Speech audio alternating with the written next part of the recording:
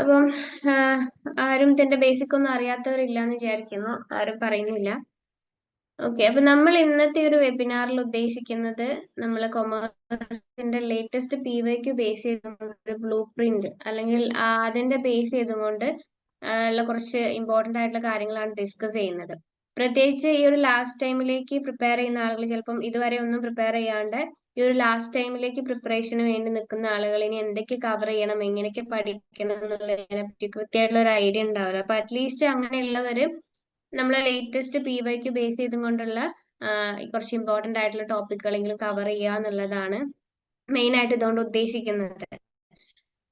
കാരണം ഈ ഒരു നമുക്കറിയാം നമ്മുടെ കൊമേഴ്സിന്റെ കേസിൽ അത്യാവശ്യം വാസ്റ്റ് ആയിട്ടുള്ള യൂണിറ്റുകളൊക്കെ നമുക്കുണ്ട്. അപ്പൊ അതൊക്കെ ഒരു കുറഞ്ഞ സമയം കൊണ്ട് നല്ല പ്രോപ്പർ ആയിട്ട് കവർ ചെയ്യാന്ന് പറയുന്നത് ഡിഫിക്കൽട്ട് ആണ്. അപ്പൊ ആ ഒരു സമയത്ത് ഇതെങ്കിലും കവർ ചെയ്ത് പോവുക എന്നുള്ളതാണ്. എന്ന് വെച്ചാൽ നമ്മൾ ഈ ഒരു ലേറ്റസ്റ്റ് PYQ ബേസ് ചെയ്തുകൊണ്ട് വരുന്ന മെയിൻ കണ്ടന്റുകൾ കാര്യങ്ങൾ മാത്രം പഠിച്ചതുകൊണ്ട് നമുക്ക് നല്ല അടിപൊളിയായിട്ട് എഴുതാൻ പറ്റും എന്നുള്ളതല്ല. ഈ ഒരു ലാസ്റ്റ് ചാൻസിൽ നമുക്ക് ഇതൊക്കെ ഒരു ഓപ്ഷൻ ഉള്ളൂ. അപ്പൊ അത്യാവശ്യം നല്ല വൃത്തിയിൽ നമ്മൾ എന്തായാലും എഫേർട്ട് എടുക്കുന്നുണ്ടെങ്കിൽ അത്യാവശ്യം നല്ല വൃത്തിയിൽ നമുക്ക് ചെയ്യണമെന്നുണ്ടെങ്കിൽ ആരുടെയോ മൈക്ക് അൺമ്യൂട്ട് ആണല്ലോ. നിങ്ങളൊന്ന് അൺമ്യൂട്ട് ആക്കോ? ആരുടെക്കും മൈക്ക്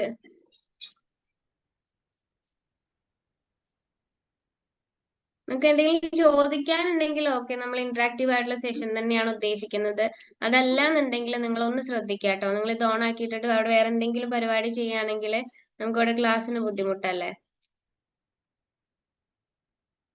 ഓക്കെ, അപ്പൊ നമ്മൾ മെയിൻ ആയിട്ട് ഉദ്ദേശിക്കുന്നത് ഈ ഒരു ലാസ്റ്റ് എക്സാം അല്ലെങ്കിൽ നമ്മൾ ഈ ജൂൺ എക്സാമിലേക്ക് പ്രിപ്പയർ ചെയ്യുന്ന സമയത്ത് അറ്റ്ലീസ്റ്റ് നിങ്ങൾ ഇതുവരെ ഒന്നും ചെയ്യാത്തവർ ഇതെങ്കിലും കവർ ചെയ്യാന്നുള്ള ഒരു ഉദ്ദേശത്തിൽ നമ്മൾ അതിലെ മെയിൻ പോയിന്റ്സുകൾ ഒന്ന് പറയാന്നുള്ളതാണ്.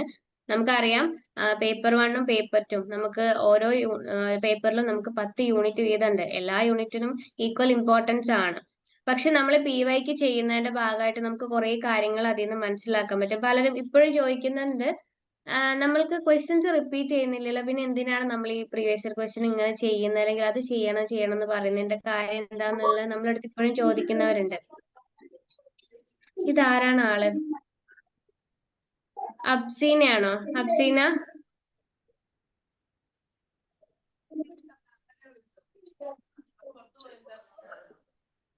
ഒന്ന് അൺമ്യൂട്ട് ചെയ്യോ അബ്സീന?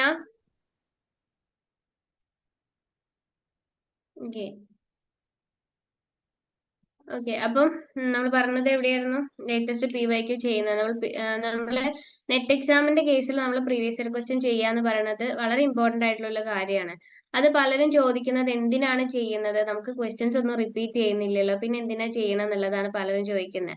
നമ്മൾ ലേറ്റസ്റ്റ് PYQs അല്ലെങ്കിൽ ഒരുപാട് ടേമിലുള്ള PYQs ചെയ്യുന്നതിന്റെ ഉദ്ദേശം ആ ക്വസ്റ്റ്യൻ റിപ്പീറ്റ് ചെയ്യുന്നതുകൊണ്ട് നമുക്ക് ആ ആൻസർ കിട്ടുക എന്നുള്ളതല്ല.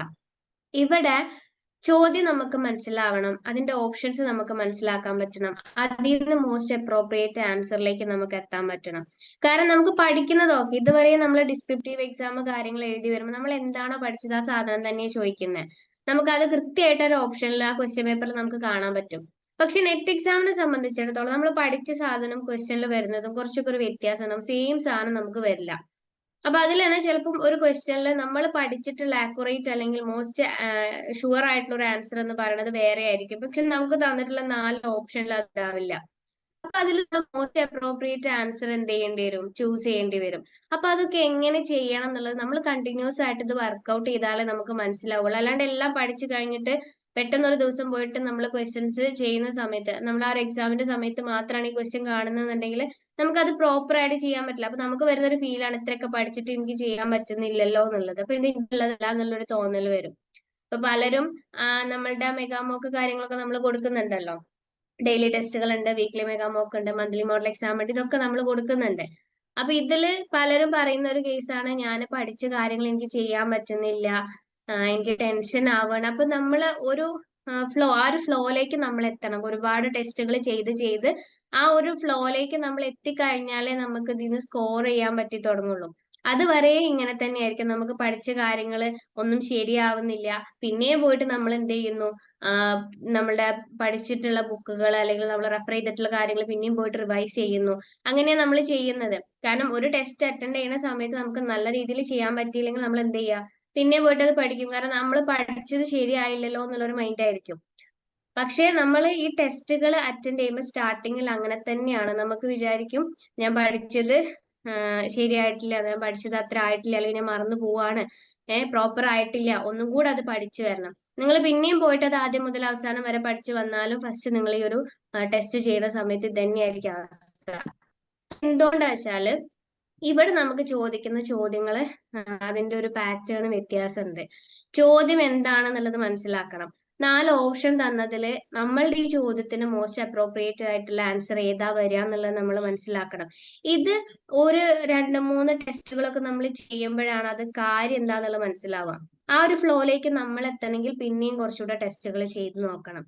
ഓക്കെ, അപ്പോൾ പ്രീവിയസ് ഇയർ ക്വസ്റ്റ്യൻ ചെയ്യുന്നതിന്റെ ഒരു ഇമ്പോർട്ടൻസ് അതാണ്. അത് നമ്മൾ സ്വന്തമായിട്ട് ചെയ്ത് നമ്മൾ നേടിയെടുക്കേണ്ട ഒരു കാര്യമാണ്. വേറൊരു കാര്യം, നമ്മൾ ഈ ഒരു പ്രീവിയസ് ഇയർ ക്വസ്റ്റ്യൻസ് ഒക്കെ വർക്ക്ഔട്ട് ചെയ്യുന്നതിന്റെ ഭാഗമായിട്ട് നമുക്ക് മനസ്സിലാക്കാൻ പറ്റുന്നത്, നമ്മൾ ഓരോ ടോപ്പിക് അല്ലെങ്കിൽ ഓരോ യൂണിറ്റ് പഠിക്കുന്ന സമയത്ത് എങ്ങനെയൊക്കെ പഠിക്കണം, ഏതൊക്കെ ടോപ്പിക്കിന് ഇമ്പോർട്ടൻസ് കൊടുക്കണം എന്നുള്ളത് നമുക്ക് മനസ്സിലാക്കാൻ പറ്റും.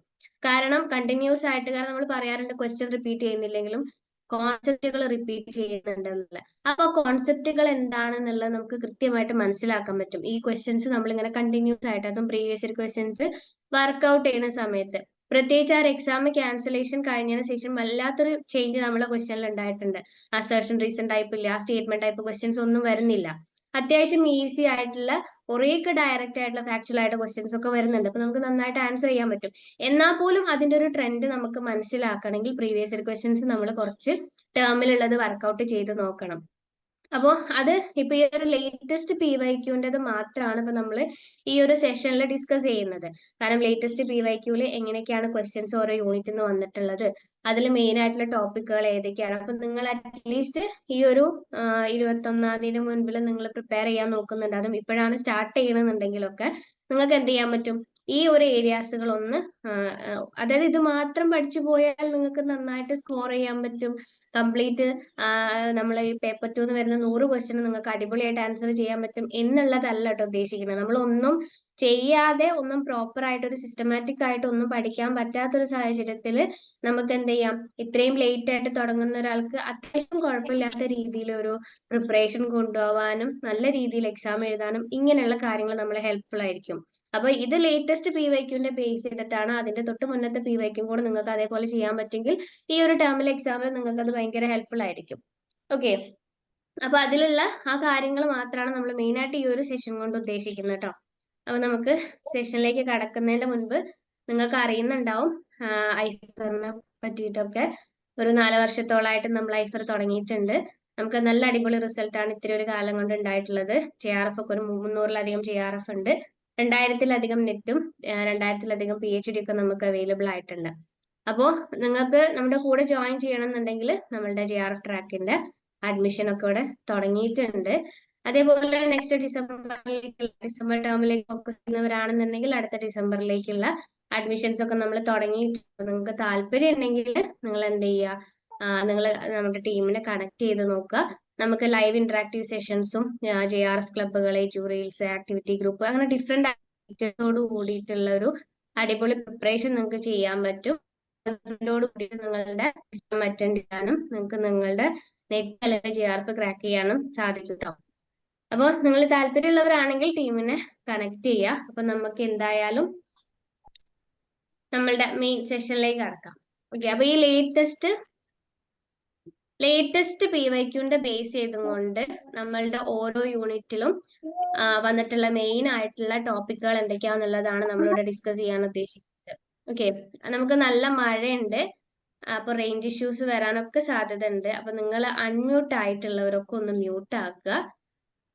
നമുക്കിന്ന് പെട്ടെന്ന് തീർക്കാം, അല്ലെങ്കിൽ നമ്മൾ പകുതിക്കെന്ന് വെച്ചിട്ട് ഇനിയിപ്പം.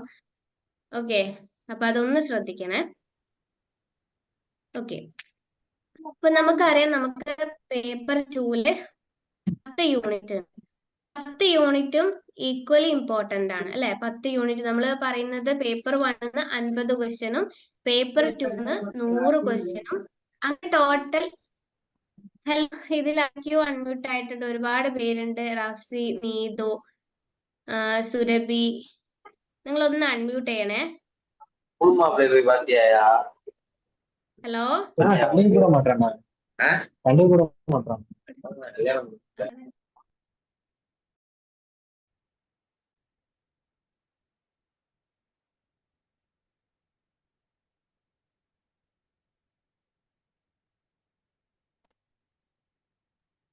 ഓക്കെ, നമുക്ക് എന്തായാലും കണ്ടിന്യൂ ചെയ്യാം. എല്ലാവർക്കും ബുദ്ധിമുട്ടുണ്ടെങ്കിൽ നിങ്ങൾ തന്നെ ചാറ്റിൽ ഈ അൺമ്യൂട്ട് ആവുന്ന ആളുകളെ കൊണ്ടൊന്ന് മ്യൂട്ട് അയക്കണേ. ഓക്കെ, അപ്പൊ നമുക്ക് മെയിൻ ആയിട്ട് വരുന്നത് 10 യൂണിറ്റ് ആണ്. അപ്പൊ നമുക്കറിയാം ഓരോ യൂണിറ്റിനും ഈക്വൽ ഇമ്പോർട്ടൻസ് ആണ് അല്ലെ. നമ്മൾ പറയുന്നത് മെജോറിറ്റി നമ്മൾ എക്സ്പെക്ട് ചെയ്യുന്നത് ഓരോ യൂണിറ്റിന് 10 ക്വസ്റ്റ്യൻ എന്നുള്ള രീതിയിലാണ്. പേപ്പർ 1 നമുക്ക് 50 ക്വസ്റ്റ്യൻ ആണ്, പേപ്പർ 2 നമുക്ക് 100 ക്വസ്റ്റ്യൻ ആണ്. അപ്പൊ ഓരോ യൂണിറ്റിനും നമ്മൾ ആ ഒരു ഈക്വൽ പ്രൊപ്പോർഷനിലായിട്ടാണ് എക്സ്പെക്ട് ചെയ്യുന്നത്. പക്ഷെ നമുക്ക് ചെറിയ വേരിയേഷൻസ് അതിൽ ഉണ്ടാകും. ഇപ്പൊ നമുക്ക് ലേറ്റസ്റ്റ് PYQന്റെ ബേസ് ചെയ്തിട്ട് നമുക്ക് international business and business environment ഈ ഒരു ഫസ്റ്റ് യൂണിറ്റിന് നമുക്കൊരു 10ഓളം ക്വസ്റ്റ്യൻ തന്നെ വന്നിട്ടുണ്ട് ഈ ഒരു ഫസ്റ്റ് യൂണിറ്റിന്. എന്നാൽ 10 ക്വസ്റ്റ്യൻ വരാത്ത യൂണിറ്റുകളുണ്ട്, 10ൽ കൂടുതൽ വന്നതുമുണ്ട്. ഓക്കെ, അപ്പൊ ഫസ്റ്റ് യൂണിറ്റിന്റെ കേസിൽ പറയുകയാണെങ്കിൽ business environment and international business എന്നുള്ളതാണ് ഈ ഒരു യൂണിറ്റ്. ഈ ഒരു യൂണിറ്റില് ഇത് കംപ്ലീറ്റ് തിയറി ബേസ് ചെയ്തുകൊണ്ടുള്ള ഒരു യൂണിറ്റ് ആണ്. ഇവിടെ നമുക്ക് പ്രോബ്ലം അല്ലെങ്കിൽ ആപ്ലിക്കേഷൻ റിലേറ്റഡ് ആയിട്ടുള്ള ക്വസ്റ്റ്യൻസ്, അതായത് കാൽക്കുലേഷൻ റിലേറ്റഡ് ആയിട്ടുള്ള ക്വസ്റ്റ്യൻസ് അങ്ങനത്തെ ഒന്നും വരില്ല. പക്ഷെ ഇവിടെ ഒരു ബുദ്ധിമുട്ട് എന്താന്ന് വെച്ചാല് ഇതിൽ കുറച്ച് അപ്ഡേഷൻസ് നമ്മൾ എല്ലാ പ്രാവശ്യം പ്രിപ്പയർ ചെയ്യുന്ന സമയത്ത് ഇതിൽ അപ്ഡേഷൻസ് വരാനുള്ള സാധ്യതകളുണ്ട്. ഹലോ മുബഷിറ, എന്താണ്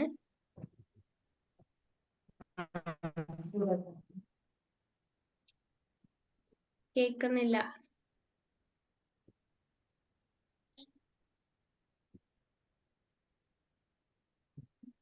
ഓക്കെ, അപ്പൊ ഈ ലേറ്റസ്റ്റ് PYQല് നമുക്ക് ഈ ഒരു ഫസ്റ്റ് യൂണിറ്റ് എന്ന് വന്നിട്ടുള്ളത് ഓൾമോസ്റ്റ് ഒരു 10 ക്വസ്റ്റ്യനോളം വന്നിട്ടുണ്ട്.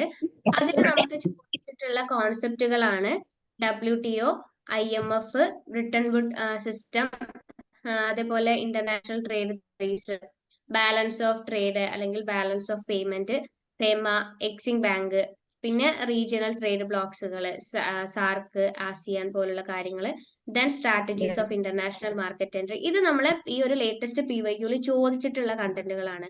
ഇതിൽ തന്നെ ഈ ചോദിച്ചിട്ടുള്ളതിൽ നമുക്ക് വളരെ കൂടുതലായിട്ട് ഈ ഒരു ഏരിയയിൽ നിന്ന് നമുക്ക് ചോദിച്ചിട്ടുള്ള ക്വസ്റ്റ്യൻസ് അല്ലെങ്കിൽ കോൺസെപ്റ്റുകൾ ഉണ്ട്. ഒന്നാണ് ഈ ഇന്റർനാഷണൽ ട്രേഡ് തിയറീസ്. അതിൽ ആബ്സല്യൂട്ട് അഡ്വാൻറ്റേജ് തിയറി, അതേപോലെ കമ്പാരിറ്റീവ് കോസ്റ്റ് അഡ്വാൻറ്റേജ് തിയറി നമുക്ക് എപ്പോഴും ചോദിക്കുന്നതാ. മാച്ച് ദ ഫോളോവിങ് ആയിട്ട് വരാറുണ്ട്. അതേപോലെ തന്നെ അതല്ലാത്ത ഫാക്ച്വൽ ആയിട്ട് അല്ലെങ്കിൽ കോൺസെപ്റ്റുവൽ ക്വസ്റ്റ്യൻസ് ആയിട്ടൊക്കെ നമുക്ക് വരാറുണ്ട്. അസീന ഒന്ന് അൺമ്യൂട്ട് ചെയ്യണേ. ഓക്കെ, അപ്പൊ ഇതിൽ ഇന്റർനാഷണൽ ട്രേഡ് തിയറീസ് വളരെ ഇമ്പോർട്ടന്റ് ആണ്, നമ്മൾ മസ്റ്റ് ആയിട്ട് കവർ ചെയ്യേണ്ടതാണ്. പിന്നെ അതേപോലെ തന്നെ WTO related, IMF, world bank, ഇങ്ങനത്തെ കാര്യങ്ങളിൽ നിന്ന് നമുക്ക് ഈ ഒരു ഫസ്റ്റ് യൂണിറ്റിൽ നിന്ന് ക്വസ്റ്റ്യൻസ് കൂടുതൽ വരാറുണ്ട്. ബാലൻസ് ഓഫ് പേയ്മെന്റും ഇമ്പോർട്ടന്റ് ആണ്. അതേപോലെ ഫെമ, ഫെറ, ഇതിൽ നിന്നൊക്കെ നമുക്ക് ക്വസ്റ്റ്യൻസ് വരാറുണ്ട്. International market entry, strategies for international market എൻട്രീസുകളും വളരെ ഇമ്പോർട്ടന്റ് ആണ്. അപ്പം ആ സാധനങ്ങൾ എന്താണ്, ഞാനിപ്പോ പറഞ്ഞിട്ടുള്ള കാര്യങ്ങൾ ഈ കൊടുത്തിട്ടുള്ള ലേറ്റസ്റ്റ് PYQല് വന്നിട്ടുള്ളതാണ്. അപ്പൊ നിങ്ങൾ ഇത് കവർ ചെയ്യുക. അതേപോലെ തന്നെ സ്ട്രെസ് കൊടുക്കേണ്ട കാര്യങ്ങളാണ് ഈ പറഞ്ഞിട്ടുള്ളത്. WTO, IMF, വേൾഡ് ബാങ്ക്, അതേപോലെ international trade theories, balance of payment, FEMA, FERA, അതേപോലെ ഇന്റർനാഷണൽ മാർക്കറ്റ് എൻട്രീസ്. അത് നിങ്ങൾ ഇതുവരെ പ്രിപ്പയർ ചെയ്യാത്തവർ ഇനി പഠിക്കാൻ പോകണമെങ്കിൽ ഇപ്പൊ ചിലപ്പം ബാക്കിയുള്ള യൂണിറ്റ് ഒക്കെ പഠിച്ചിട്ടുണ്ടാവും, ഈ ഒരു യൂണിറ്റ് പഠിക്കാത്തവരുണ്ടാവും. അപ്പൊ അറ്റ്ലീസ്റ്റ് ഈ ഒരു യൂണിറ്റിൽ ഇങ്ങനത്തെ കാര്യങ്ങളെങ്കിലും കവർ ചെയ്യാൻ നോക്കുക. നിങ്ങൾക്ക് അത് ഫുള്ള് കവർ ചെയ്യാൻ പറ്റുന്നില്ലെങ്കിൽ, അല്ലെങ്കിൽ നിങ്ങൾക്ക് IB&PE എന്ന് പറയുന്ന ഈ ഒരു യൂണിറ്റ് ഭയങ്കര ബുദ്ധിമുട്ടാണ്, അങ്ങനെയാണെങ്കിൽ അറ്റ്ലീസ്റ്റ് ഇതെങ്കിലും കവർ ചെയ്ത് പോവാം.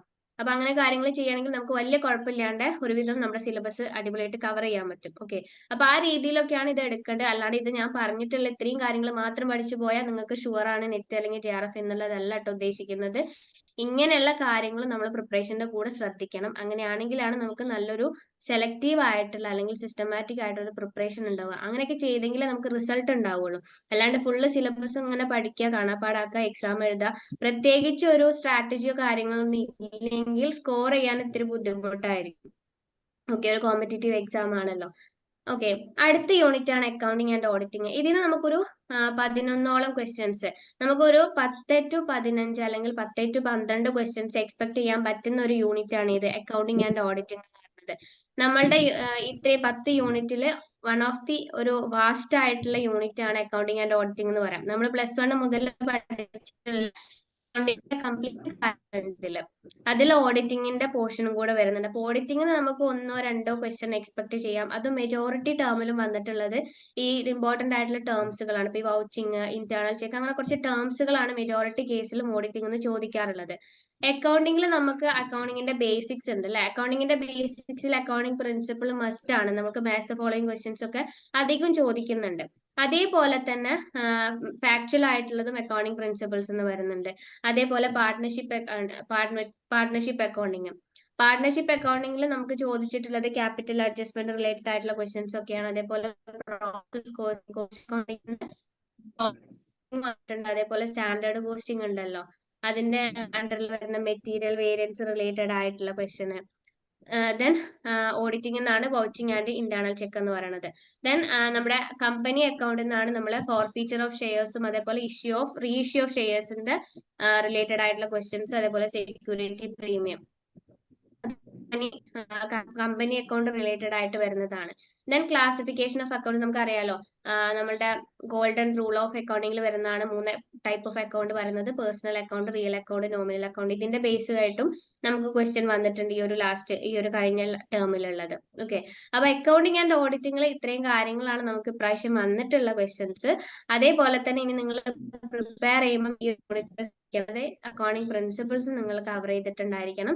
പാർട്ട്ണർഷിപ്പ് അക്കൗണ്ടിങ്ങിന്റെ കേസിൽ നമ്മൾ ചെയ്യേണ്ടത് ആ റേഷ്യോ, അതേപോലെ നമ്മളെ ന്യൂ റേഷ്യോ, ഓൾഡ് റേഷ്യോ, പാർട്ട്നേഴ്സിന്റെ റേഷ്യോ ഉണ്ടല്ലോ, profit sharing ratio calculation important ആണ്. അതേപോലെ ക്യാപിറ്റലിന്റെതും ഡ്രോയിങ്സിന്റെയും കാൽക്കുലേഷൻ ഇമ്പോർട്ടന്റ് ആണ്. അതേപോലെ തിയറീസ് ചെറുതായിട്ടൊക്കെ വരാറുണ്ട്. ഈ ലാസ്റ്റ് ടേമിൽ അത്ര കൂടുതലായിട്ട് കണ്ടിട്ടില്ല. ദെൻ അക്കൗണ്ടിങ്ങിൽ പ്രോസസ് കോസ്റ്റിംഗ് വന്നിട്ടുണ്ട്. പിന്നെ ഇതിൽ നമുക്ക് ഇമ്പോർട്ടന്റ് എന്ന് പറയാനുള്ളത് കോസ്റ്റ് അക്കൗണ്ടിങ്ങിന്റെ കേസിൽ സ്റ്റാൻഡേർഡ് കോസ്റ്റിംഗ് അതേപോലെ മാർജിനൽ കോസ്റ്റിംഗ് വളരെ ഇമ്പോർട്ടന്റ് ആണ്. പിന്നെ കമ്പനി അക്കൗണ്ട്സിൽ ഷെയർ ഫോർഫീച്ചർ അതുപോലെ റീഇഷ്യൂ, ഇത് റിലേറ്റഡ് ആയിട്ടുള്ള ക്വസ്റ്റ്യൻ മിക്ക ടേമിലും നമുക്ക് ഉണ്ടാവാറുണ്ട്. അപ്പൊ ഇനി അങ്ങോട്ട് നിങ്ങൾ അടുത്ത ഇതിലേക്ക് പ്രിപ്പയർ ചെയ്യുന്ന സമയത്ത് ഇത്തരം കാര്യങ്ങളും ഈ ഒരു യൂണിറ്റിൽ ശ്രദ്ധിക്കുക. പിന്നെ അക്കൗണ്ടിങ് ആൻഡ് ഓഡിറ്റിംഗിന്റെ ഒരു പ്രത്യേകത, എല്ലാ ടൈപ്പ് ക്വസ്റ്റ്യൻസ് നമുക്ക് ഇതിന് ചോദിക്കാൻ പറ്റും. മാത്സ് ഫോളോവിങ് അതേപോലെ തന്നെ പ്രോബ്ലം ക്വസ്റ്റ്യൻസ് ഒക്കെ അധികം വരാനുള്ള സാധ്യത ഈ ഒരു യൂണിറ്റിൽ നിന്നുണ്ട്. ദെൻ നമ്മളുടെ തേർഡ് യൂണിറ്റ് ആണ് ബിസിനസ് എക്കണോമിക്സ് എന്ന് പറയുന്നത്. ബിസിനസ് എക്കണോമിക്സിൽ നമുക്ക് ഈ ഒരു ടേമിൽ വന്നിട്ടുള്ളത് ഇൻഡിഫറൻസ് കർവ്, അതേപോലെ പ്രൈസ് എലാസ്റ്റിസിറ്റി, അതിന്റെ ഡിഗ്രി ഓഫ് എലാസ്റ്റിസിറ്റി കാൽക്കുലേഷൻ, അത് കുറച്ചൊരു പ്രോബ്ലം റിലേറ്റഡ് ആണ്. Then law of diminishing marginal utility, production function and cost function related ആയിട്ടുള്ള കേഴ്സുകളുടെ ബേസ് ചെയ്തുകൊണ്ടുള്ള ക്വസ്റ്റ്യൻ. ദെൻ നമ്മുടെ മാർക്കറ്റ് സ്ട്രക്ചർ റിലേറ്റഡ് ആയിട്ട് ഒളിഗോപോളിന്റെ ക്യാരക്ടറിസ്റ്റിക്സ് ചോദിച്ചിട്ടുണ്ട്. അതേപോലെ തന്നെ മാർക്കറ്റ് സ്ട്രക്ചറിന്റെ കോൺസെപ്റ്റ് ചോദിച്ചിട്ടുണ്ട്. പിന്നെ പ്രൈസിങ് സ്ട്രാറ്റജീസ് ഉണ്ടല്ലോ, നമ്മള് ബിസിനസ് എക്കണോമിക്സിലും മാർക്കറ്റിംഗ് മാനേജ്മെന്റിലും നമുക്ക് കോമൺ ആയിട്ട് പറയാൻ പറ്റുന്ന ഒരു കോൺസെപ്റ്റ് ആണ് പ്രൈസിങ് സ്ട്രാറ്റജി എന്നുള്ളത്.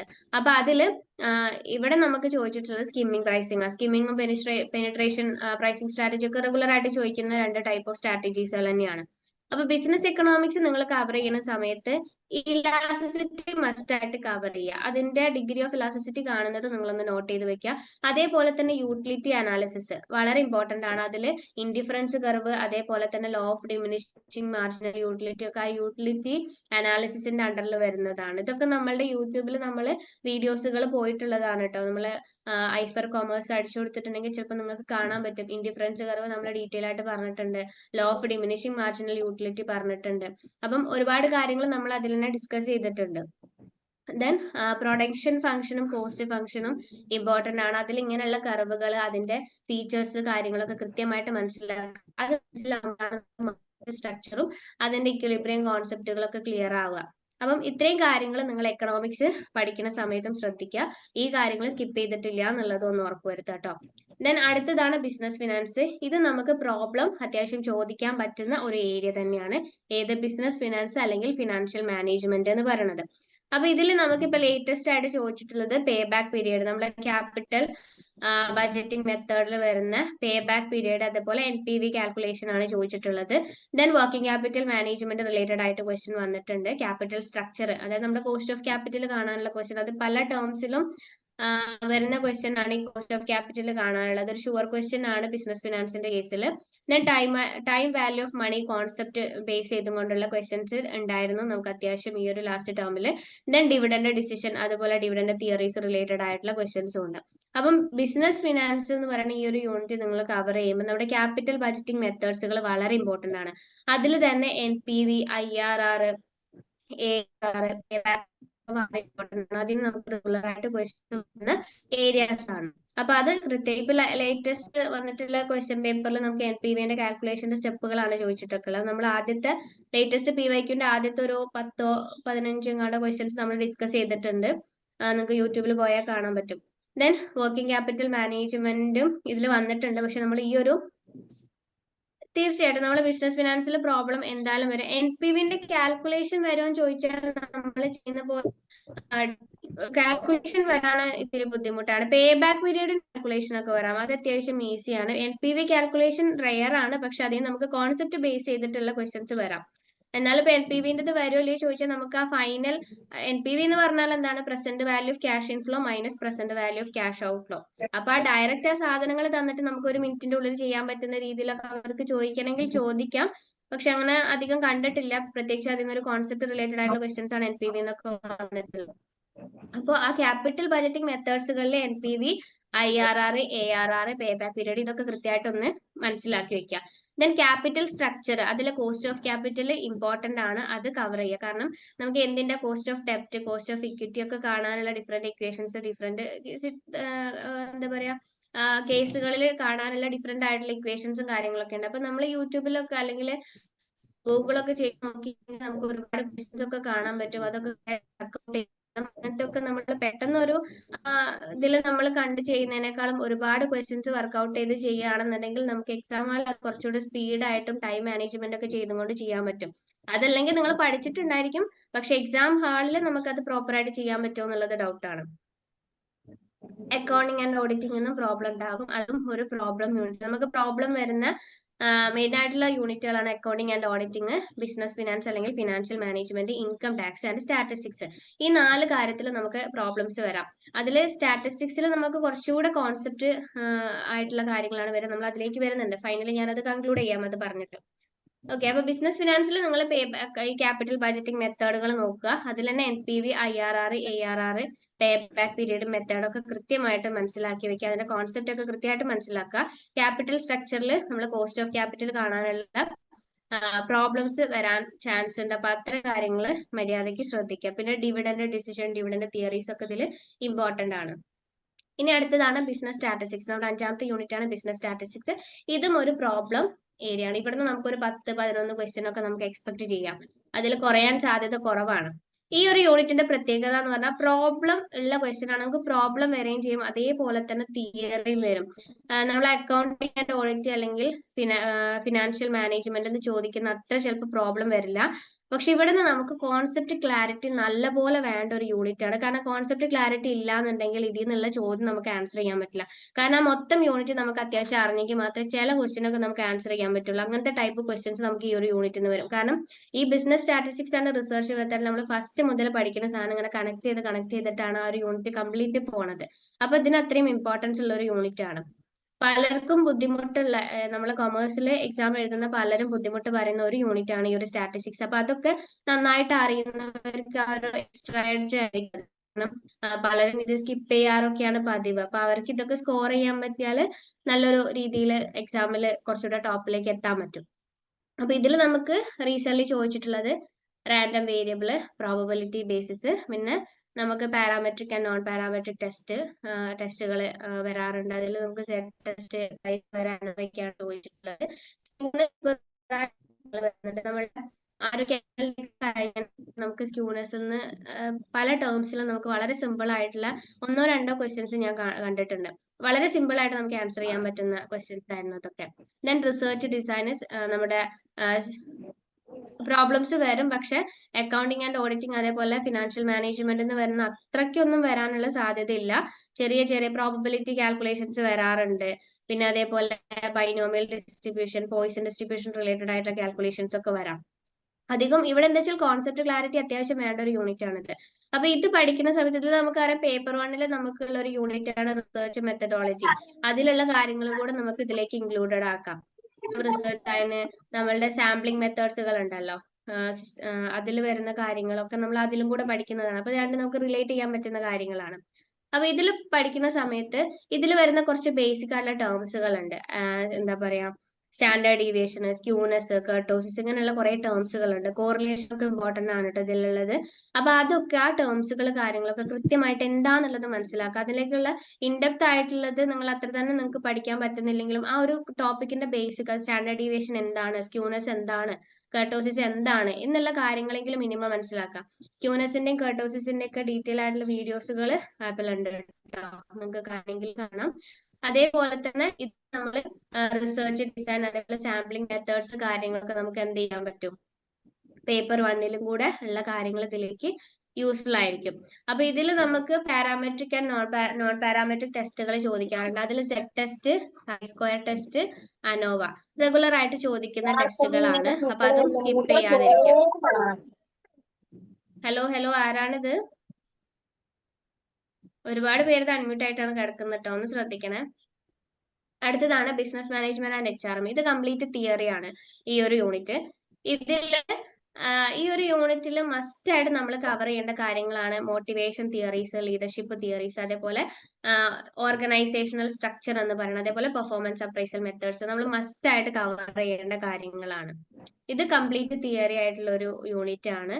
അപ്പൊ ഇതിൽ നമുക്ക് ഈ റീസെന്റ് ആയിട്ട് ചോദിച്ചിട്ടുള്ളത് മാസ്ലോസ് ഹൈറാർക്കി ചോദിച്ചിട്ടുണ്ട്, അതുപോലെ ഹേഴ്സ്ബർഗ് 2 ഫാക്ടർ തിയറി, പിന്നെ കോൺഫ്ലിക്റ്റ് ആയിട്ട് അത്യാവശ്യം ക്വസ്റ്റ്യൻസ് നമുക്ക് ഈ ഒരു ടേമിൽ ചോദിച്ചിട്ടുണ്ട്. Then brain storming technique, job characteristics modelling, ഇത്രയും കാര്യങ്ങളാണ്, ഈ കൊടുത്തിട്ടുള്ള കാര്യങ്ങളാണ് നമുക്ക് ഈ ഒരു യൂണിറ്റിൽ നിന്ന് ചോദിച്ചിട്ടുള്ളത്. ഇതിൽ നമ്മൾ മസ്റ്റ് ആയിട്ട് ഈ ഒരു യൂണിറ്റ് നിങ്ങൾ കവർ ചെയ്യാൻ പോവുകയാണെന്നുണ്ടെങ്കിൽ മസ്റ്റ് ആയിട്ട് നിങ്ങൾ കവർ ചെയ്യേണ്ട കാര്യങ്ങളാണ് മോട്ടിവേഷണറി, അതേപോലെ തന്നെ ഓർഗനൈസേഷണൽ സ്ട്രക്ചർ, അതേപോലെ പെർഫോമൻസ് അപ്രൈസൽ ടൂൾസുകൾ നിങ്ങൾ മസ്റ്റ് ആയിട്ട് കവർ ചെയ്യേണ്ടതാണ്. ഇതില് മാസ്ലോസ് തിയറി, 2 ഫാക്ടർ തിയറീസ് ഒക്കെ നമുക്ക് അത്യാവശ്യം ചോദിക്കുന്ന തിയറീസുകളാണ് കേട്ടോ. പിന്നെ ആൾഡഫേഴ്സ് CRG തിയറി, മെക്ലറന്റെ തിയറി ഒക്കെ നമുക്ക് അത്യാവശ്യം ചോദിക്കുന്ന തിയറീസുകളാണ് റെഗുലർ ആയിട്ട്. അപ്പൊ അതൊക്കെ ഒന്ന് കവർ ചെയ്യാൻ നോക്കുക. ദെൻ അടുത്ത യൂണിറ്റ് ആണ്, 7ാമത്തെ യൂണിറ്റ് ആണ് banking and financial institutions. Banking and financial ഇൻസ്റ്റിറ്റ്യൂഷനിൽ നമ്മൾ മെയിൻ ആയിട്ട് ശ്രദ്ധിക്കേണ്ട കാര്യം, ഇതിൽ കുറേ ഫാക്ച്വൽ ആയിട്ടുള്ള കാര്യങ്ങൾ, ഒരുപാട് ഇയേഴ്സ് ഉണ്ട്. അപ്പൊ ഇത് പലർക്കും ബുദ്ധിമുട്ടുണ്ട്, ഇങ്ങനെ ബൈഹാർട്ട് ചെയ്ത് പഠിക്കാനുള്ളവർക്ക് കുറച്ച് ബുദ്ധിമുട്ട് പറയുന്ന ഒരു യൂണിറ്റ് ആണ് ഈ ഒരു ബാങ്കിങ് ആൻഡ് ഫിനാൻഷ്യൽ ഇൻസ്റ്റിറ്റ്യൂഷൻ. കാരണം അതിന് നമുക്ക് കുറെ ഇയേഴ്സ് കാര്യങ്ങളൊക്കെ ചോദിക്കാം, നമുക്ക് കുറെ ഫാക്ച്വൽ ആയിട്ട് പഠിക്കാനുള്ള രീതിയിൽ വരാറുണ്ട്. അപ്പൊ ഇതിൽ ചെയ്യാൻ പറ്റുന്ന, പിന്നെ ബൈഹാർട്ട് ആയിട്ട് പഠിക്കാൻ പറ്റാത്തവർക്ക് ചെയ്യാൻ പറ്റുന്ന ഒരു സ്ട്രാറ്റജി എന്താന്ന് വെച്ചാല്, പ്രീവിയസ് ഇയർ ക്വസ്റ്റ്യൻസ്, അതായത് ബാങ്കിങ് എന്ന് വന്നിട്ടുള്ള പ്രീവിയസ് ഇയർ ക്വസ്റ്റ്യൻസ് കംപ്ലീറ്റ് എടുത്ത് നോക്കിയിട്ട് അതിൽ ഇയേഴ്സുകൾ വന്നിട്ടുണ്ടാവും. ഇപ്പൊ നമുക്ക് SEBI, RBI, അതേപോലെ IBRD, അങ്ങനെ കുറച്ച് എണ്ണത്തിന്റെ ഇയേഴ്സ് റെഗുലർ ആയിട്ട് ചോദിക്കാറുണ്ട്. ഒന്നെങ്കിൽ മാച്ച് ദ ഫോളോയിങ് ആയിരിക്കും, അല്ലെങ്കിൽ ഡയറക്റ്റ് ക്വസ്റ്റ്യൻസ് ആയിട്ടൊക്കെ ചോദിക്കാറുണ്ട്. അപ്പൊ ആ കാര്യങ്ങളൊക്കെ എന്ത് ചെയ്യാം, വന്നിട്ടുള്ളത് മാത്രം ഒന്ന് പഠിച്ചു വെക്കുക. അത് പഠിച്ചു വെക്കുമ്പോൾ ഒന്ന് റിലേറ്റ് ചെയ്യാനൊന്ന് നോക്കുക. അതായത് നമുക്കിപ്പം ഏതെങ്കിലും നമ്മളുടെ ബർത്ത്ഡേ വെച്ചിട്ടോ, അല്ലെങ്കിൽ നമ്മളുടെ എന്തെങ്കിലും ഇൻഡിപെൻഡൻസിന്റെ ഇയർ വെച്ചിട്ടോ, അങ്ങനെയൊക്കെ നമുക്ക് കണക്ട് ചെയ്യാൻ പറ്റുമല്ലോ. അപ്പൊ നമ്മൾ എല്ലാം കൂടെ പഠിക്കുന്നില്ല, കുറച്ച് കാര്യങ്ങളെ പഠിക്കുന്നുള്ളൂ. ആ പഠിക്കുന്ന കാര്യങ്ങൾ നമുക്ക് പെട്ടെന്ന് ഓർത്തെടുക്കാൻ പറ്റുന്ന രീതിയിൽ കണക്ട് ചെയ്യാം, അങ്ങനെ പഠിക്കാം. അത് പഠിക്കുന്നത് എങ്ങനെ, നമ്മൾ എന്തൊക്കെ പഠിക്കണം എന്നുള്ളത് സെലക്ട് ചെയ്യുന്നത് പ്രീവിയസ് ക്വസ്റ്റ്യനിൽ വന്നിട്ടുള്ള ക്വസ്റ്റ്യന്റെ ബേസിലായിരിക്കണം. അപ്പൊ നമുക്ക് കുറച്ചുകൂടെ സാധ്യത ഉണ്ട്. കാരണം റെഗുലർ ആയിട്ട് അധികം ഒരേ സാധനങ്ങൾ നമുക്ക് ക്വസ്റ്റ്യൻ പേപ്പറിൽ കാണാൻ പറ്റാറുണ്ട്. അപ്പൊ നമുക്ക് മാച്ച് ഫോളോയിങ് ഒക്കെ വന്നിട്ടുണ്ടെങ്കിൽ ഒന്നോ രണ്ടോ കാര്യങ്ങൾ നമുക്ക് പെർഫെക്റ്റ് ആയിട്ട് അറിയാന്നുണ്ടെങ്കിൽ കറക്റ്റ് ആൻസർ ചൂസ് ചെയ്യാലോ. അപ്പൊ ഇതിൽ വന്നിട്ടുള്ളത് ബാങ്കിങ് ആൻഡ് ഫിനാൻഷ്യൽ ഇൻസ്റ്റിറ്റ്യൂഷനിൽ ഇത്രയും കാര്യങ്ങളാണ് നമുക്ക് ചോദിച്ചിട്ടുള്ളത് ഈ ഒരു ടേമിൽ. പിന്നെ നമുക്ക് പാസേജ് ക്വസ്റ്റ്യൻ നമുക്ക് പേപ്പർ 2 ഉണ്ടാവാറുണ്ടല്ലോ. അതില് ഈ ഒരു പാസേജ് നമുക്ക് ഈ ഒരു ബാങ്കിങ്ങും കൂടെ ടച്ച് ചെയ്തുകൊണ്ടുള്ള ഒരു പാസേജ് ആണ് വന്നിട്ടുള്ളത്. അപ്പം ഇതിൽ നമ്മൾ പ്രിപ്പയർ ചെയ്യുന്ന സമയത്ത് ശ്രദ്ധിക്കേണ്ടത്, ഇതുപോലെ മെയിൻ ആയിട്ട് കുറച്ച് കാര്യങ്ങൾ റിപ്പീറ്റഡ് ആയിട്ട് വരുന്ന കുറച്ച് കാര്യങ്ങളുടെ ഇയേഴ്സ് നിങ്ങൾ നോട്ട് ചെയ്യുക. അതേപോലെ തന്നെ നമ്മളുടെ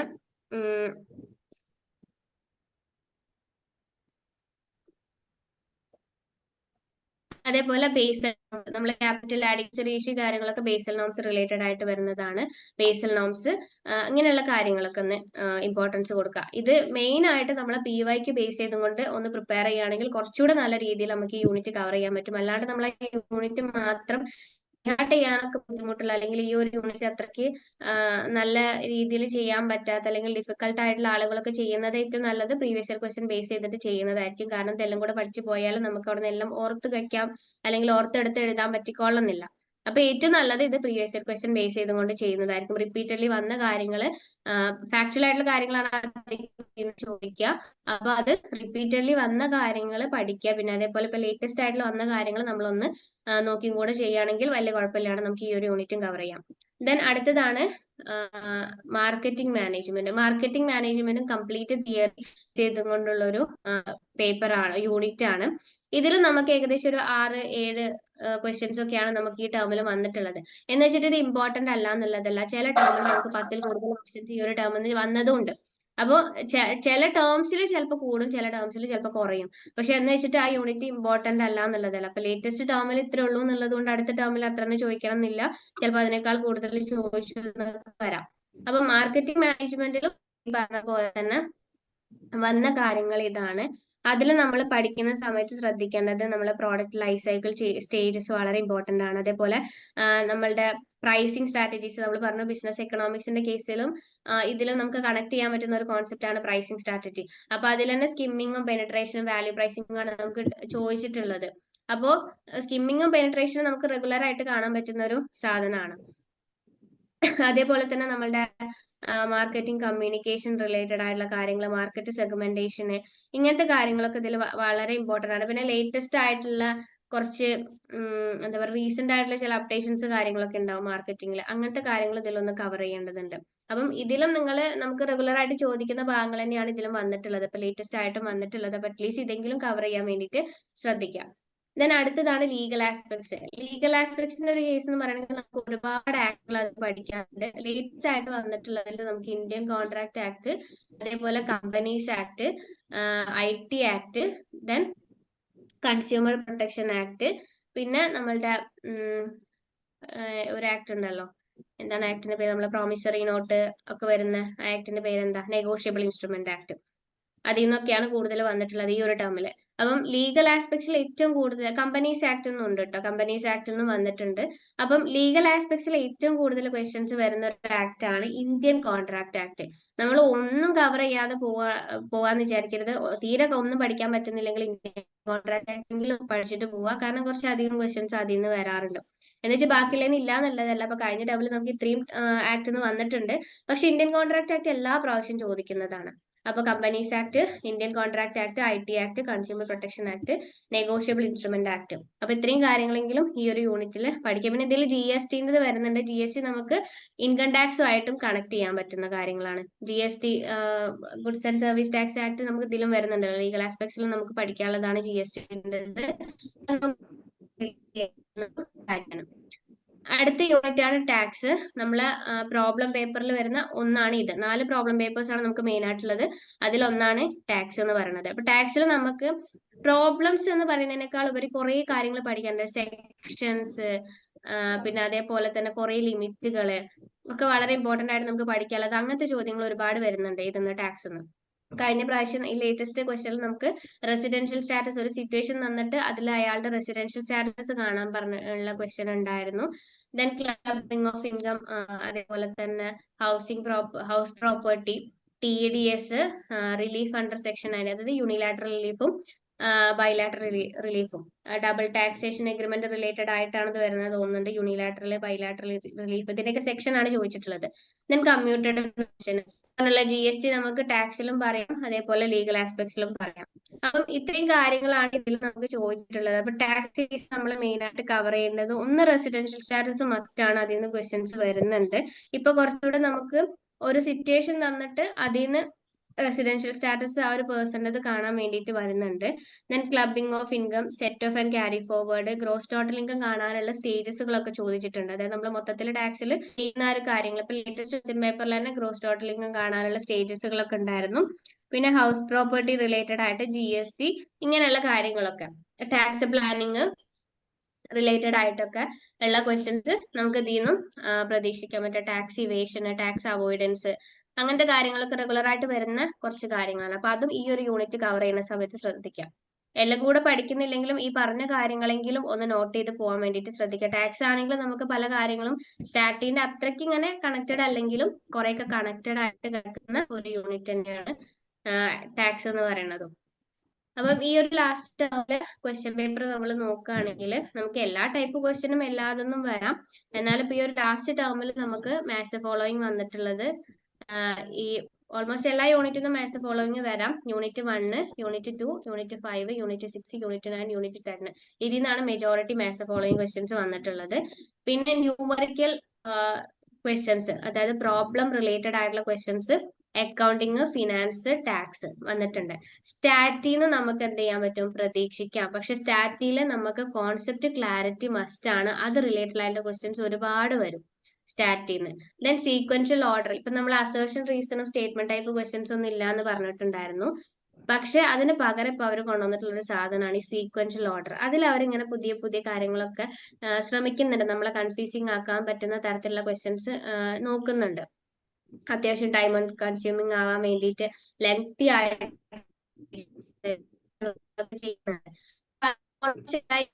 വരാം. ഇപ്പൊ നമുക്ക് ലേറ്റസ്റ്റ് വന്നിട്ടുള്ളത് യൂണിറ്റ് 2 അക്കൗണ്ടിങ് ആൻഡ് ഓഡിറ്റിംഗ് എന്നാണ്. യൂണിറ്റ് ഫിനാൻസ് ആണ്, പിന്നെ സ്റ്റാറ്റിസ്റ്റിക്സ് എന്ന് ഇതിൽ നിന്നൊക്കെയാണ്. പിന്നെ 6ാമത്തെ യൂണിറ്റ് നമുക്ക് വരുന്നത് ബിസിനസ് മാനേജ്മെന്റ് ആൻഡ് HRM, അതിൽ കോൺഫ്ലിക്ട് മാനേജ്മെന്റിന്റെ പ്രോസസ് ആണ്. 9 ലീഗൽ ആസ്പെക്ട് ആണ്. അതുപോലെ തന്നെ 10 നമ്മളെ ടാക്സ് ആണ്. ഇതിൽ നിന്നൊക്കെയാണ് വന്നിട്ടുള്ളത്. പിന്നെ പാസേജ് ക്വസ്റ്റ്യൻ ഞാൻ പറഞ്ഞു, ഒന്ന് നമുക്ക് ടാക്സ് റിലേറ്റഡ് ആയിട്ടും മറ്റൊന്ന് ബാങ്കിങ് റിലേറ്റഡ് ആയിട്ടുമാണ് നമുക്ക് പാസേജ് ക്വസ്റ്റ്യൻ. അത് ഏതും വരാട്ടോ. നമ്മളെ അക്കൗണ്ടിങ്ങില് എന്തെങ്കിലും ചോദിക്കുന്നുണ്ടോ? അവിടെ കിടക്കി രണ്ടാളും നമ്മൾ ഉറങ്ങാം. ഹലോ അൺമ്യൂട്ട് ചെയ്യണേ. ഓക്കെ, അപ്പൊ നമ്മളെ അക്കൗണ്ടിങ്ങിൽ നമ്മൾ ഉണ്ടല്ലോ മാർജിനൽ കോസ്റ്റിംഗ്, അതേപോലെ സ്റ്റാൻഡേർഡ് കോസ്റ്റ് ഒക്കെ പഠിക്കുന്നുണ്ട്. അതൊക്കെ നമുക്ക് പാസേജ് ക്വസ്റ്റ്യൻ ആയിട്ട് വരാൻ സാധ്യതയുള്ള ഏരിയാസ് ആട്ടോ. കാരണം നമുക്കിപ്പം പാസേജ് ക്വസ്റ്റ്യൻ എന്ന് പറയുന്നത് ആദ്യമൊക്കെ നമുക്കൊരു ഇത് തന്നിട്ട്, ഒരു പാസേജ് തന്നിട്ട് അതിൽ നിന്ന് തിയറി ബേസ് ആയതുകൊണ്ട് തന്നെയാണ് നമുക്ക് പ്രോബ്ലം ചെയ്യാനൊന്നും ഉണ്ടായിരുന്നില്ല. ഇപ്പൊ നമ്മൾ പേപ്പർ 1 ഡാറ്റ ഇന്റർപ്രിട്ടേഷൻ പോലെ തന്നെ ചിലപ്പോൾ നമുക്കൊരു പാസേജ് തന്നിട്ട് നമ്മൾ കാൽക്കുലേഷൻ വഴി കണ്ടെത്താനുള്ള ക്വസ്റ്റ്യൻസ് വരാറുണ്ട് ഇപ്പൊ DAയിലൊക്കെ. അപ്പം അങ്ങനെ വരാൻ സാധ്യതയുള്ള ഒരു സാധനമാണ് നമ്മളെ മാർജിനൽ കോസ്റ്റിങ്ങും സ്റ്റാൻഡേർഡ് കോസ്റ്റിംഗും ഒക്കെ.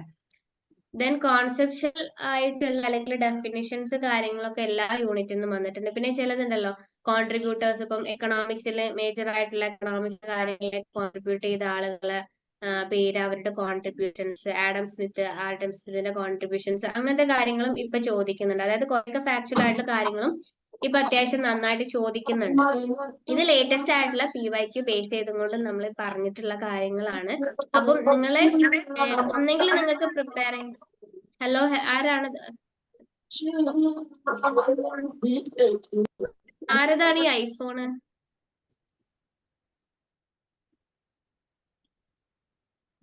ഓക്കെ, അപ്പം നിങ്ങൾ ഇനി പ്രിപ്പയർ ചെയ്യുന്ന സമയത്ത് ഇതുവരെ ഒന്നും തുടങ്ങാത്ത ആളുകളെ അറ്റ്ലീസ്റ്റ് ഇതെങ്കിലും വെച്ചിട്ടൊന്ന് തുടങ്ങുക. എന്നിട്ട് ഈ ഒരു ടേമിൽ എക്സാം എഴുതാം.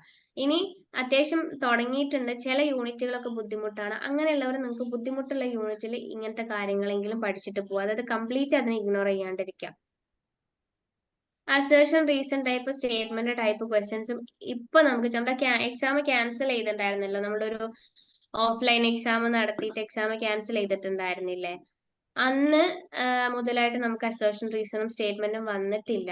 വരില്ല എന്ന് നമുക്ക് പറയാൻ പറ്റില്ല. പെട്ടെന്ന് അവർ അടുത്തൊരു ടേം തൊട്ടിട്ട് അങ്ങോട്ട് കൊണ്ടുവന്നാല് അപ്പൊ ആ ഒരു ക്വസ്റ്റ്യൻ എന്താണ് ഏതാണെന്നുള്ളതൊക്കെ മനസ്സിലാക്കി വെക്കുക. മോസ്റ്റ്ലി അത് വരില്ല എന്നുള്ളതാണ് നമ്മൾ എക്സ്പെക്ട് ചെയ്യുന്നത്. തീരെ വരില്ലേന്ന് ചോദിച്ചാൽ നമുക്ക് പറയാൻ പറ്റില്ല. അവരത് നിർത്തിയ സമയത്തും നമ്മൾ അറിഞ്ഞിട്ടല്ല. നമ്മൾ ഒരു ടേമില് പോയി നോക്കുന്ന സമയത്ത് അങ്ങനത്തെ ക്വസ്റ്റ്യൻസ് വന്നില്ല. മെയിൻ ഓഫ്ലൈൻ എക്സാം മുതലാണ് അത് വരാതിരുന്നിട്ടുള്ളത്. അപ്പൊ അന്ന് ക്വസ്റ്റ്യൻ കണ്ടില്ല, പിന്നത്തെ ടേമിലൊന്നും നമ്മൾ കണ്ടിട്ടില്ല. പക്ഷെ നമ്മൾ പറയാറില്ല നിങ്ങൾ കംപ്ലീറ്റ് അത് ഇഗ്നോർ ചെയ്യണം എന്നുള്ളത്. എപ്പോഴെങ്കിലും ഒരു സുപ്രഭാതത്തിൽ അത് അവർ കൊണ്ടുവന്നാൽ നമ്മൾ എഴുതേണ്ടി വരും. ഓക്കെ, അപ്പം അതിലെന്താ വെച്ചാൽ ക്വസ്റ്റ്യൻ എങ്ങനെയാ മനസ്സിലാക്കുക, എങ്ങനെയാണ് ആൻസർ ചെയ്യുക എന്നുള്ളൊരു കാര്യം മാത്രം മനസ്സിലാക്കി വെച്ചാൽ മതി. കംപ്ലീറ്റ്ലി അത് ഇഗ്നോർ ചെയ്യണം. പക്ഷെ അതിനിരുന്നിട്ട് കൂടുതൽ മെനക്കെടേണ്ട ആവശ്യമില്ല. എന്നാലും അതെങ്ങനെ ചെയ്യാന്നുള്ളതൊന്ന് മനസ്സിലാക്കി വെക്കുന്നത് നല്ലതാണ്. കാരണം നമുക്ക് വന്നിട്ടുണ്ടെങ്കിൽ നമുക്ക് എഴുതാലോ. അപ്പൊ പിടിച്ചിട്ട് നമ്മൾക്ക് അതിനെപ്പറ്റി അറിയാത്ത ഒരു ഐഡിയ ഉണ്ടാവാതിരിക്കാൻ. അതൊന്നും നമുക്ക് പറയാൻ പറ്റില്ല. പ്രോബ്ലം ബേസ്ഡ് ഇത്രയാണോ എന്നുള്ളത് നമുക്ക് പറയാൻ പറ്റില്ല. നമ്മളിപ്പോ പറയുന്നത് മോസ്റ്റ്ലി നമ്മൾ എല്ലാ യൂണിറ്റും ഇമ്പോർട്ടന്റ് ആണ്. അപ്പൊ അവർക്ക് തിയറി ബേസ് ചെയ്തും കൊണ്ടിട്ട് എത്രയും ചോദിക്കാം, പ്രോബ്ലം ബേസ് ചെയ്തിട്ടും എന്തായാലും ചോദിക്കാം. അപ്പൊ പ്രോബ്ലം വരുന്നത് നമുക്ക് accounting and auditing, business finance, statistics, അതേപോലെ ടാക്സ് ആണ്. പിന്നെ എക്കണോമിക്സ് എന്നും വരും കേട്ടോ. നമ്മുടെ പ്രൊഡക്ഷൻ ഫംഗ്ഷൻ ഒക്കെ വെച്ചിട്ട് ക്വസ്റ്റ്യൻസ് വരാറുണ്ട് എക്കണോമിക്സ് നമ്മളെ ബിസിനസ് എക്കണോമിക്സ് എന്ന് വരാറുണ്ട്.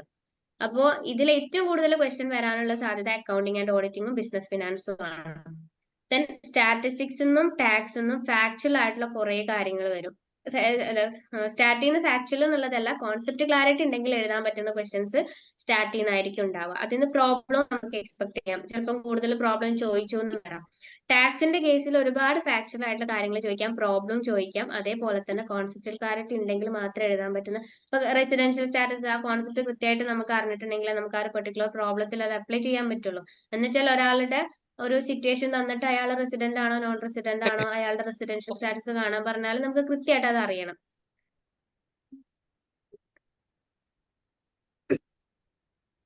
ആരെങ്കിലും എന്തെങ്കിലും ചോദിച്ചിട്ടുണ്ടായിരുന്നോ?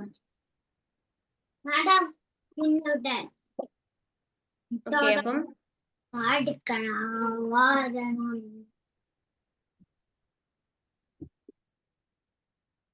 ഓക്കെ, അപ്പൊ ഇതാണ് മെയിൻ ആയിട്ട് പറയാനുള്ളത്. അപ്പൊ നിങ്ങൾ പ്രിപ്പയർ ചെയ്യുന്ന സമയത്ത് നന്നായിട്ട് ക്വസ്റ്റ്യൻസ് ചെയ്യുക. അപ്പൊ ഇനി ഒന്നും ഇപ്പൊ നമുക്ക് ക്വസ്റ്റ്യൻ ഈസി ആയിട്ട് വരുന്നത്, ഈസി ആയിട്ടെന്ന് പറഞ്ഞാൽ നമ്മളൊന്നും ഇരുന്നിട്ടുണ്ടെങ്കിൽ നമുക്ക് കിട്ടുന്ന ഉറപ്പുള്ള ടൈപ്പ് ഓഫ് ക്വസ്റ്റ്യൻസ് ആണ്. മുന്നത്തെ ഒരു ക്വസ്റ്റ്യൻസ് പറഞ്ഞാൽ അസേർഷൻ റീസൺ ഒക്കെ ഉണ്ടായിരുന്ന ടൈമില് പഠിച്ചാലും കിട്ടുമോ എന്നുള്ളത് കുട്ടികൾക്ക് ഭയങ്കര കൺഫ്യൂഷൻ ഉണ്ടായിരുന്ന ഒരു ടൈം ഉണ്ടായിരുന്നു. അപ്പൊ ആ ഒരു ഇതൊക്കെ മാറിയിട്ടുണ്ട്. ഇനി പഴയ ക്വസ്റ്റ്യനിലേക്ക് വരുമെന്നൊന്നും അല്ല, പിന്നെ നെഗറ്റീവ് ഒന്നും വന്നിട്ടില്ല ഇതുവരെ. അപ്പൊ മാക്സിമം നേരത്തെ തന്നെ നമ്മൾ എഫേർട്ട് ഇട്ടിട്ട് എക്സാം നന്നായിട്ട് എഴുതുക, സ്കോർ ചെയ്യാൻ നോക്കുക, റിസൾട്ടിലേക്ക് എത്താൻ നോക്കുക കേട്ടോ. ഇനി എന്തെങ്കിലും നിങ്ങൾക്ക് ഇത് റിലേറ്റഡ് ചോദിക്കാനുണ്ടെങ്കിൽ ചോദിക്കാം.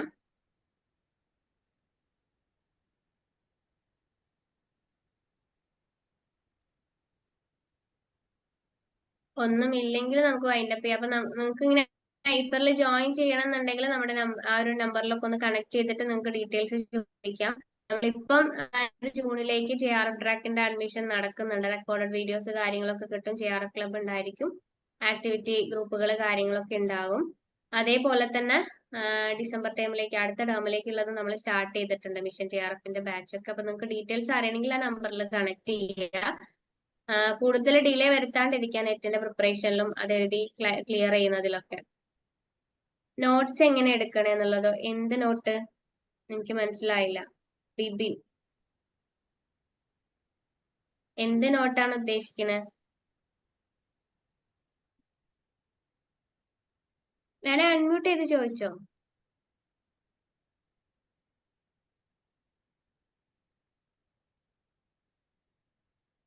എന്ത് നോട്ടാന്ന് എനിക്ക് മനസ്സിലായില്ല. നിങ്ങളിനി പഠിക്കുന്ന സമയത്ത് നോട്ട് കീപ്പ് ചെയ്യണതാണെന്നുണ്ടെങ്കിൽ അത് ശ്രദ്ധിക്കേണ്ട കാര്യം എന്താ വെച്ചാല്, നമ്മൾ കംപ്ലീറ്റ് ഇങ്ങനെ ഇരുന്ന് എഴുതാൻ പോകേണ്ട ആവശ്യമില്ല. കാരണം നമ്മൾ ഡിസ്ക്രിപ്റ്റീവ് എക്സാം അല്ല എഴുതാൻ പോണത്. അപ്പൊ നമ്മൾ മെയിൻ ആയിട്ട് ഇപ്പം ഒരു പർട്ടിക്കുലർ ടോപ്പിക്, ഇപ്പം സ്റ്റാൻഡേർഡ് ഡീവിയേഷൻ എന്താ നമ്മൾ പഠിക്കുന്നുണ്ടെങ്കിൽ നിങ്ങൾക്ക് അത് ഏത് ലാംഗ്വേജിലാണോ മനസ്സിലാക്കാൻ പറ്റുന്നത്, ഒരൊറ്റ സെന്റൻസിൽ നിങ്ങൾക്ക് എത്ര ഷോർട്ടാക്കി അത് മനസ്സിലാക്കാൻ പറ്റുന്ന രീതിയിൽ എഴുതാൻ പറ്റും, അങ്ങനെ എഴുതിയാൽ മതി. അല്ലാതെ അതിന്റെ ഡെഫിനിഷൻ മറ്റത് മറിച്ചത് എന്ന് പറഞ്ഞിട്ടൊന്നും. പേപ്പർ 2 ബുക്സ് അവൈലബിൾ ആണോ ചോദിച്ചാൽ ആപ്പിൽ കിട്ടുമെന്ന് നോക്കേണ്ടി വരും. നിങ്ങൾ ഈ നമ്പർ അല്ലേ, നിങ്ങൾക്ക് ലിങ്ക് കാര്യങ്ങളൊക്കെ കിട്ടിയിട്ടില്ല, നമ്പറിൽ ഒന്ന് കണക്ട് ചെയ്യണേ. നമ്മുടെ ഇ ബുക്ക് കാര്യങ്ങളൊക്കെ ഐഫറിന്റെ സൈറ്റിൽ ഉണ്ടാവാറുണ്ട്. പേപ്പർ 2ന്റെ കംപ്ലീറ്റ് മെറ്റീരിയൽസിന്റെ കാര്യം ഒന്ന് ചോദിച്ചു നോക്കണം കേട്ടോ. ആ നമ്പറിൽ ഒന്ന് ചോദിച്ചു നോക്കിയാൽ മതി. അവൈലബിൾ ആകുകയാണെന്നുണ്ടെങ്കിൽ അവര് പറഞ്ഞു തരുന്നുണ്ടാവും. ഈ സെഷൻ നിങ്ങൾക്ക് യൂസ്ഫുൾ ആയിരുന്നോ?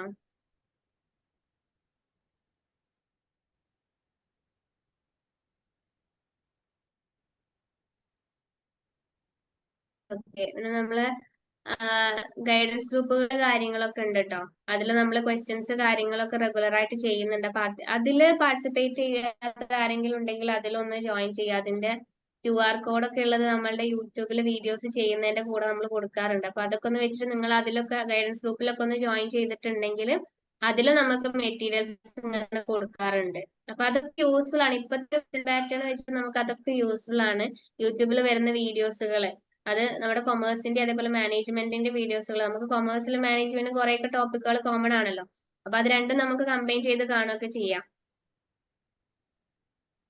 ഓക്കെ. അപ്പൊ നോട്ടിന്റെ കാര്യം നിങ്ങൾ അങ്ങനെ ഒന്ന് ചോദിച്ചു നോക്കുക. ഇ ബുക്ക് ഉണ്ടായിരിക്കും കേട്ടോ. ഐപ്പറിന്റെ സൈറ്റിൽ ഇ ബുക്ക് ഉണ്ടാവും. പേപ്പർ 1ന്റെയും പേപ്പർ 2ന്റെ ഒക്കെ ഉണ്ടാവും. അതൊക്കെ നിങ്ങൾ ഐപ്പറിന്റെ സൈറ്റിൽ പോയാൽ നിങ്ങൾക്ക് കിട്ടും. അപ്പൊ നിങ്ങൾക്ക്, ഞാൻ ഐഫറിലെ കൊമേഴ്സിന്റെ കോർഡിനേറ്റർ ആണ്. എന്റെ പേര് സുദർശന എന്നുള്ളത്. അപ്പൊ നിങ്ങൾക്ക് വേണമെന്നുണ്ടെങ്കിൽ ഐഫറിൽ ജോയിൻ ചെയ്യാൻ നമ്മളെ ഡീറ്റെയിൽസ് ഒക്കെ നിങ്ങൾ ആ നമ്പറിൽ കണക്ട് ചെയ്തിട്ട് ചോദിക്കുക. വേണമെങ്കിൽ ജോയിൻ ചെയ്യുക. ഈ ടേമിലേക്കോ അല്ലെങ്കിൽ അടുത്ത ടേമിലേക്കോ നിങ്ങൾ സീരിയസ് ആയിട്ട് പ്രിപ്പയർ ചെയ്യുക.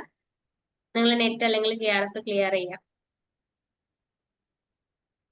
PYQ for commerce means e book ആണോ ചോദിക്കുന്നത്, അതോ വേറെ എന്തെങ്കിലും ആണോ?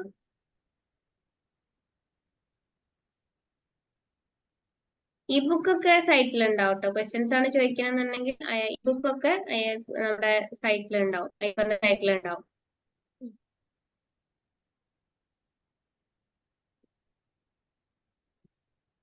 അതാണോ? കേശവനാണ്, അതാണോ ഉദ്ദേശിച്ചത്?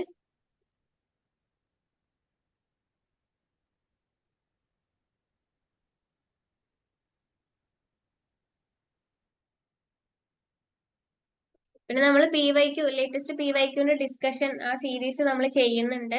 അപ്പൊ അതൊക്കെ നിങ്ങൾ കാണുക. ഡീറ്റെയിൽ ആയിട്ട് തന്നെ ചെയ്യുന്നുണ്ട്. യൂസ്ഫുൾ ആയിരിക്കും. അപ്പൊ അതൊക്കെ നിങ്ങൾ ഈ ഒരു എക്സാമ്പിൾ ഇപ്പൊ നമ്മൾ പറഞ്ഞ സാധനങ്ങൾ ഉണ്ടല്ലോ, അതിന്റെ ഓരോ ക്വസ്റ്റ്യനിലും എന്തൊക്കെയാണ് കോൺസെപ്റ്റ് എന്നുള്ളത് നമ്മൾ ഡീറ്റെയിൽ ആയിട്ട് പറഞ്ഞു പോകുന്നുണ്ട്. അപ്പം ആ ഒരു സീരീസ് ഒക്കെ യൂട്യൂബിൽ വരുന്ന സമയത്ത് അതൊക്കെ കാണുക. എക്സാം നന്നായിട്ട് എഴുതാം. അപ്പൊ പ്രത്യേകിച്ച് ഒന്നും ഇല്ലെങ്കിൽ ഞാൻ വൈൻഡപ്പ് ചെയ്യാണ്. അപ്പൊ നമുക്ക് ഇനി വേറൊരു സെഷൻ ആയിട്ട് പിന്നെ എപ്പോഴെങ്കിലും ഒക്കെ കാണാം. അപ്പൊ ഈ സെഷൻ നിങ്ങൾക്ക് യൂസ്ഫുൾ ആയിട്ടുണ്ടെന്ന് വിചാരിക്കുന്നു. അപ്പൊ നമുക്ക് ഇനിയും ഇങ്ങനത്തെയൊക്കെ യൂസ്ഫുൾ ആയിട്ടുള്ള സെഷൻ ഉണ്ടാകുമ്പോൾ നിങ്ങൾക്ക് ജോയിൻ ചെയ്യാം. അപ്പൊ എന്തായാലും ഈ ഒരു എക്സാമിന് നിങ്ങൾ നന്നായിട്ട് പ്രിപ്പയർ ചെയ്യുക. ഞാൻ പറഞ്ഞ കാര്യങ്ങൾ നിങ്ങൾക്ക് ഹെൽപ്ഫുൾ ആവുന്ന കാര്യങ്ങൾ ഉണ്ടെങ്കിൽ നിങ്ങൾ അത് നിങ്ങളെ പ്രിപ്പറേഷനിലേക്ക് ആഡ് ചെയ്യുക. നന്നായിട്ട് പഠിക്കുക, എക്സാം എഴുതുക. ഈ പ്രാവശ്യം തന്നെ ക്ലിയർ ചെയ്യാൻ നോക്കുക. Anyway, thank you.